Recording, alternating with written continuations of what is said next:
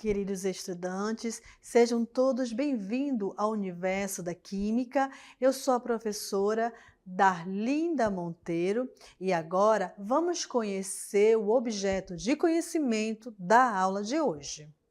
Aula 1, objeto de conhecimento, funções inorgânicas, detalhamento, ácidos, base, definição, classificação e nomenclatura. E agora, vamos à nossa aula.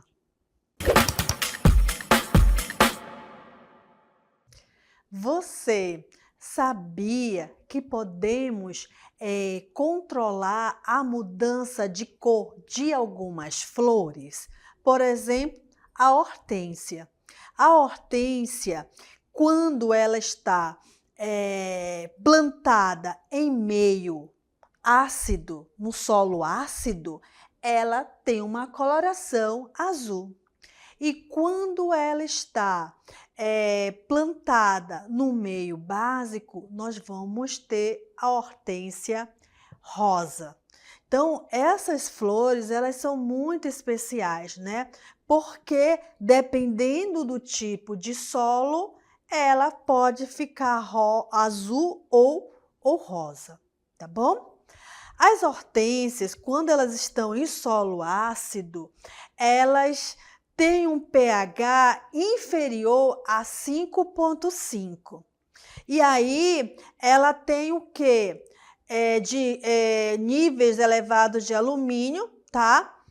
Ela tendo um pH inferior a 5,5, o teor de alumínio, da concentração de alumínio é elevado e aí torna as flores azuis. E por outro lado, os solos básicos, né, ou também alcalinos, tornam as hortênsias também na cor rosa. Agora, olha outra coisa interessante, já quando o solo é neutro, sabe que tipo de hortênsia que a gente vai ter? A cor, né? Lilás. Tá bom, gente? E esse assunto de ácidos e bases que nós estamos falando é o assunto da nossa aula de hoje. E para continuar, tá, a falar sobre ácidos e bases, nós vamos conhecer a teoria de Arrhenius. Arrhenius foi um cientista e esse cientista estudou substâncias que têm caráter ácidos e base. Vamos ver o que ele encontrou, né, para definir o que são ácidos e o que são bases. Vamos assistir o vídeo? Arrhenius, ao realizar algumas experiências na Universidade de Uppsala, na Suécia, ele descobriu que algumas substâncias sofrem ionização no meio aquoso e outras não. Então ele fez o seguinte, ele pegou um recipiente com água, adicionou ácido clorídrico e aí ele percebeu que a lâmpada acendeu.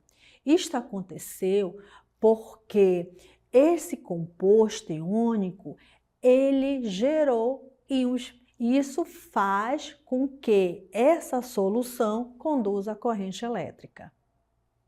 Em seguida, ele pegou um outro recipiente, adicionou água, colocou açúcar e aí ele percebeu que a lâmpada não acendeu. Sabe por que isso aconteceu? É porque esse composto, ele não gerou íons, não se formou íons, né? Ou seja, não conseguiu conduzir corrente elétrica. Assim, Arrhenius pôde, né, fazer a definição, o que seriam ácidos e o que seriam bases. Para Arrhenius, ácidos são compostos que em solução aquosa se ionizam, produzindo como íon positivo apenas o cátion hidrogênio, o H+. E bases para Arrhenius são compostos que em solução aquosa sofrem dissociação iônica, liberando como um único íon negativo o ânion hidróxido, OH-. Então, o que a gente pode perceber, né? Que esse cientista observou que algumas substâncias em presença de água, elas produziam ou liberavam íons. E assim ele consegue definir o que são ácidos e que são bases. Então, vamos conhecer o conceito de arrênio para ácidos? Para arrênios, ácidos são compostos que em solução aquosa se ionizam, produzindo como íon positivo apenas o cátion hidrogênio. Temos duas palavras que eu quero que você anotem aí: cátion hidrogênio e ionização. O que é ionizar? Ionizar, gente, é colocar uma substância, né? Uma substância em presença de água e aí ela vai produzir íons. Isso que é uma reação de ionização de ácido, tá? E que característica um ácido? É a presença do cátion H+. Observe esse exemplo. Então, nós temos aí um ácido HCl. Esse ele é um composto molecular, ou seja, na sua composição não tem íons. Mas observe a imagem. Quando você adiciona esse ácido em presença de água, observe que ele vai liberar um cátion e um ânion, né? E o cátion que ele libera é o H+, também pode ser representado por H3 ou mais, tá certo? Então, quando ele é adicionado na água, o que acontece? Ele produz íons, ele produz uma reação de ionização. Então, ácido para arrênio são substâncias que em presença de água sempre liberam um cátion H+. Aí nós temos a escala de pH. A escala de pH é uma medida. Então, essa medida ela serve para indicar a acidez e a basicidade das substâncias, tá? Ela tem uma escala de 0 a 14, ou seja, quando o pH é menor que 7, eu tenho substâncias ácidas. Quando eu tenho o pH igual a 7, a minha substância ela é neutra. E quando eu tenho um pH maior que 7, eu tenho substâncias que são básicas. É muito importante a gente conhecer o pH das substâncias, tá? Caso esteja alto ou baixo, a gente precisa aí equilibrar, tá bom? Ou seja, ajustar essa acidez. E agora vamos ao nosso quadro Aqui Tem Química? Aqui tem química.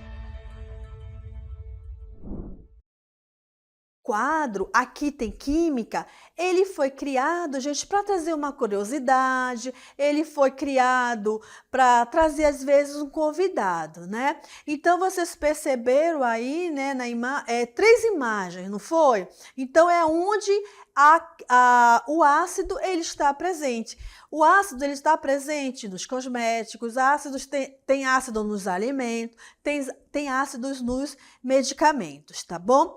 E agora eu vou trazer aqui tem química, uma curiosidade, é a chuva ácida.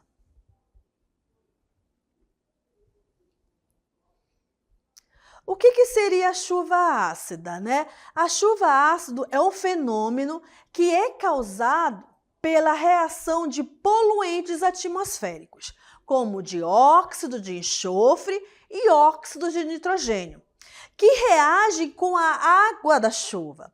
E esses poluentes, eles vão formar ácidos, eles vão formar dois ácidos, o ácido sulfúrico e o ácido nítrico.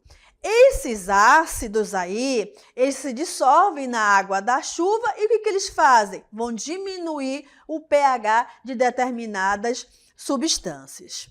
A chuva ácida, ela pode corroer monumentos históricos, ela pode também corroer estátuas, palácios.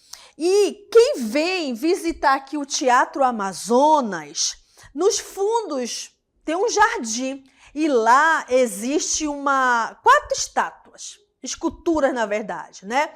Uma é a Thalia, tá? A talha, ela é uma escultura que representa a musa da comédia e ela possui uma altura de 1,40 e um pedestal de 0,47. Essa imagem aqui, se vocês observarem, ela está meio esverdeada, não é verdade? Podem perceber, se você chegar bem próximo da imagem, vocês vão ver que ela está esverdeada. E se chegar mais próximo, vocês vão ver os furos nessa estátua, nessa imagem. Sabe quem causou isso daí? Essa alteração, né, dessa escultura foi o ácido sulfúrico. O ácido sulfúrico, ele é produzido pela reação da chuva com os óxidos que contêm enxofre, que são os gases poluentes. E agora, vamos ver alguns exemplos de ácidos no nosso cotidiano. Nós temos ácidos presentes no vinagre, que é o ácido acético. Temos o ácido presente nas baterias de automóveis, que é o ácido sulfúrico. E temos também o ácido presente no nosso estômago, que é o ácido clorídrico. Ele também está presente em alguns produtos de limpezas e fertilizantes. Agora, vamos às propriedades dos ácidos. Os ácidos são corrosivos por natureza, nem todos, tá? Existem alguns ácidos que são corrosivos, são aqueles ácidos fortes. Isso aí, gente, é um símbolo, tá? Onde tem ácidos muito fortes, eles indicam que eles são corrosivos e aí a gente precisa ter cuidados. Eles são bons condutores de eletricidade, porque quando um ácido, né, ele é adicionado na água, ele produz íons e essa solução ela fica eletrolítica, ou seja, ela conduz corrente elétrica, ok? Temos a escala de pH, a substância ela é ácida quando o pH é menor que 7, né? Porque escala de pH é uma unidade de medida, né? E ela descreve essa acidez ou alcalinidade, e essa escala vai de 0 a 14. E aí a gente volta novamente com a escala de pH, que é importante essa escala, porque ela nos orienta, né? pH 7, neutro, menor que 7, ácido, e maior que 7, uma base. E continuando a falar de propriedade dos ácidos, os ácidos, quando eles reagem com o metal, quando nós estamos ali vendo o magnésio, ele vai sempre produzir o gás hidrogênio. Além disso, os ácidos têm sabor azedo. Então, toda substância, né, que tem um sabor azedo é porque tem traços, tem uma alta concentração de H+, né? São substâncias ácidas. Além disso, os ácidos, eles podem ser identificados pelos indicadores, que podem ser indicadores naturais ou artificiais. O indicador artificial é chamado de fenolftaleína, que você tendo uma solução e você utilizar esse indicador, e se esse meio ficar incolor, indica que é uma solução ácida. E se o meio ficar rosa, indica que o meio lá é básico. Então, os indicadores eles são utilizados para identificar um meio ácido e um meio básico. Além dos indicadores artificiais, que são aqueles que são produzidos em laboratório, nós temos os indicadores naturais, que vêm de plantas, de frutas. E aí eu trago para vocês uma animação, e essa animação ela vai nos mostrar o uso de um indicador natural de repolho roxo em algumas soluções, identificando como meio ácido como meio básico. Vamos assistir essa animação e fiquem atentos. Na natureza, também existem muitas substâncias que podem ser extraídas de espécies vegetais para atuar como indicadores ácidos-base naturais. Um dos mais conhecidos é o extrato de repolho roxo, em que basta você bater uma folha desse vegetal com 1 litro de água no liquidificador e filtrar. Esse indicador adquire coloração vermelha em meio ácido e coloração verde amarelada em meio básico.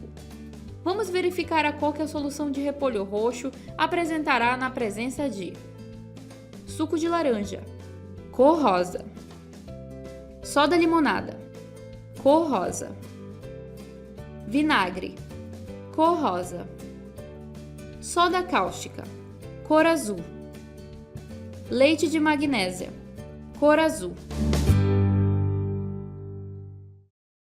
Como a gente tem tantos ácidos, assim como tantas bases, houve uma classificação para a gente poder entender melhor, né, as propriedades desses ácidos. Vamos conhecer essas classificações dos ácidos? Os ácidos, dependendo do número de hidrogênios ionizáveis, eles podem ser classificados como monoácido. O que significa monoácido? Aquele que apresenta apenas um hidrogênio. Então, nós temos aqui um exemplo, né? O HI, nós só temos aí na sua fórmula um hidrogênio. Aí nós temos diácido, é aquele ácido que tem 2 hidrogênios ionizáveis. Então, temos aí como exemplo H2SO3. Temos o triácido, então, é ter 3 hidrogênios, né, na molécula. E o tetraácido é 4 hidrogênios ionizáveis. Ele apresenta 4 hidrogênios ionizáveis na fórmula. Podemos classificar também os ácidos de acordo com a presença de oxigênio. Quando o ácido não tem oxigênio na sua fórmula, eles são classificados como hidrácidos, né? Não apresenta oxigênio na sua composição. E aqui nós temos vários exemplos, observem essas estruturas e o que a gente percebe? A ausência de oxigênio na composição. Quando ele tem oxigênio, que é o caso desses exemplos que vocês estão percebendo, quando tem oxigênio, ele é classificado como sendo um oxiácido, ou seja, ele apresenta oxigênio na composição, tá bom? Agora a gente vai nomear os ácidos. Por que a gente nomeia ácido, né? A gente dá nome a esses ácidos de que maneira? Usando algumas regras. Como a gente tem 2 tipos de ácidos, nós vamos ter 2 tipos de nomenclaturas, viu, gente? Quando você tem um triácido, para dar um nome ao ácido, você vai colocar a palavra ácido, o nome do elemento ligado ao cátion hidrogênio, mais a terminação hídrico. E aí a gente tem alguns exemplos, né? Observem comigo: ácido clorídrico, ácido bromídrico, ácido iodídrico. Agora, quando você tem oxigênio na composição do ácido, quando for um oxiácido, como é que eu vou dar nome a esse ácido? Observem aqui comigo. A regra diz: coloque o nome ácido, depois o nome do grupo ligado ao cátion hidrogênio e a terminação ico. Então, eu tenho ácido nítrico, ácido clorídrico. Perceberam como muda a nomenclatura? Então, é importante identificar o tipo de ácido. Após a identificação do ácido, você vai nomear usando as regras específicas. Agora, vamos... além disso também, gente, nós temos aqui, dependendo do ânion ligado ao ácido, se for um ânion que termina em ito, tu vai usar o sufixo oso. Se o ânion foi o ato, você vai usar o sufixo ico, né? Que aconteceu lá naqueles primeiros exemplos. E aqui observem, né, que todo ânion aqui nesses exemplos eles terminam em ato. Como eles terminam em ato, o sufixo que vocês vão utilizar para dar nome a esse oxiácido é o ico, ok? E assim vamos falar, né, agora das bases. As bases, né? Eu estou aqui, né, no local onde a gente costuma cuidar das roupas, lavar, não é verdade? E aqui tem muitas bases inorgânicas. As bases, elas são substâncias encontradas no nosso cotidiano. E onde elas estão presentes, professora? Elas estão presentes nos produtos de higiene, de limpeza e até em medicamento nós encontramos as bases. Elas possuem, gente, sempre um grupo chamado de hidroxila, representada pela estrutura OH, tá? E dependendo do tipo de base, ela vai se dissociando, né? E como é que eu posso reconhecer uma base? Eu reconheço uma base a partir também do seu pH.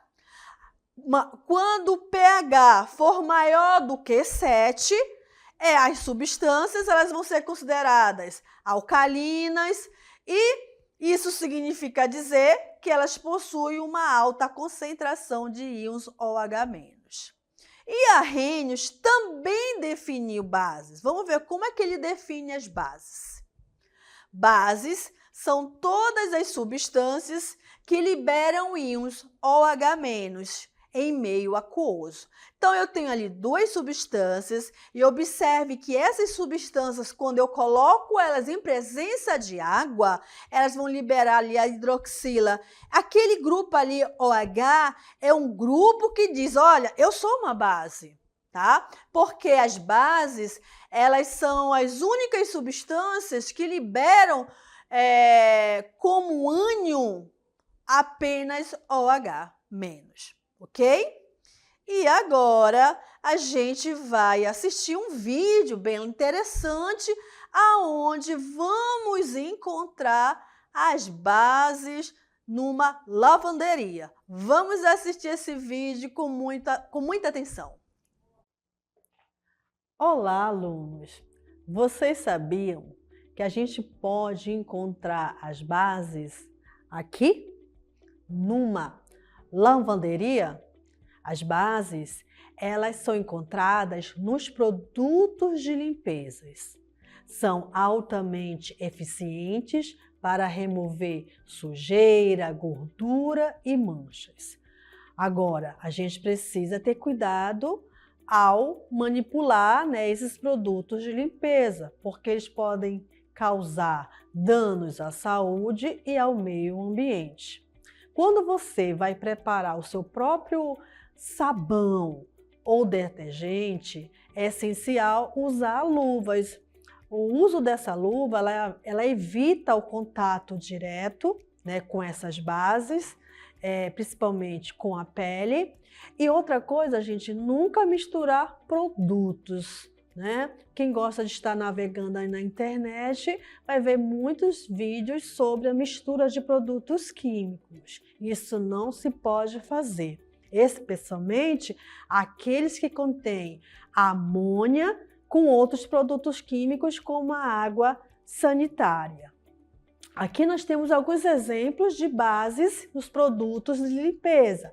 O hidróxido de sódio, com a fórmula NaOH, ele está presente em desentupidores de pia e sabão em barra. É uma base forte, ela é utilizada para dissolver gorduras e resíduos orgânicos, mas deve ser manuseada com cuidado devido ao seu potencial corrosivo. Temos o hidróxido de potássio, KOH, sua fórmula, é encontrado em detergentes líquidos e sabão leve. É semelhante ao hidróxido de sódio, essa base, mas ela é muito mais solúvel, tá? Ela é usada para limpeza profunda com menor impacto na formação de resíduos sólidos. E temos o hidróxido de amônio, NH4OH, utilizado em desinfetantes e produtos para limpeza pesada. Ela é excelente, essa base, para dissolver gorduras e óleos, mas deve ser manuseada também com cuidado para evitar irritações. O correto mesmo é ler o modo de usar que fica atrás, do produto. Tudo bem? Fica essa dica. Olha quantas bases a gente encontrou, Além dessas bases que a gente encontra, podemos encontrar outras bases. Observem, nós temos aí o hidróxido de magnésio, ele é utilizado na farmacologia, né, como um antiácido e um laxante. Temos aqui o hidróxido de amônio, é uma base bem fraca, então ele vai ajustar o pH, principalmente em formulações de cosméticos. E temos aqui uma base forte, que é o hidróxido de sódio. Também ele vai ajustar o pH, mas o pH de alimentos, lógico que em baixa concentração, e também faz parte da formulação de sabão, né? O sabão que geralmente a gente consegue fazer em casa. E aqui nós temos algumas propriedades das bases. Elas liberam hidróxido, OH-, elas são boas condutoras de eletricidade, porque bases se dissociam, ou seja, elas liberam íons. O valor do pH corresponde, né, sempre a valores superior a 7. Elas têm um sabor amargo e têm a capacidade de transformar o papel de tornassol, que é um indicador artificial, que é vermelho, em azul. E aqui nós temos a classificação das bases. Então, dependendo da quantidade do grupo OH, eu posso classificar as bases em monobase, quando eu tenho apenas um grupo OH. O exemplo aqui é o hidróxido de prata, o hidróxido de sódio. Ela pode ser uma dibase quando ela tem duas bases. Observem aqui, né, o hidróxido de bário, hidróxido de níquel. E tribase quando tem 3 hidroxilas, né, hidróxido de ferro. E tetrabase quando tem 4 hidroxilas presentes. Então, é muito importante a gente observar a composição das bases. Podemos nomear também as bases, assim como a gente faz com os ácidos.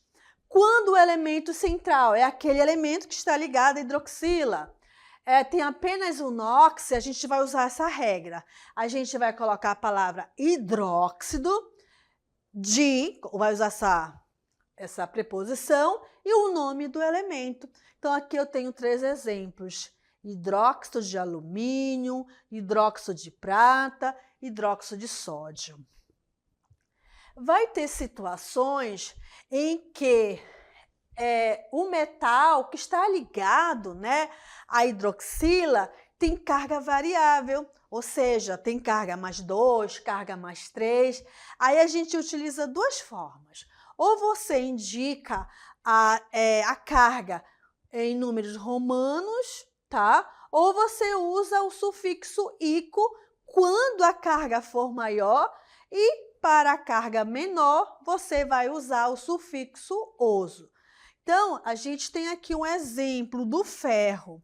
O ferro ele tem carga +2 e +3, tá? Tem essas 2 cargas aqui.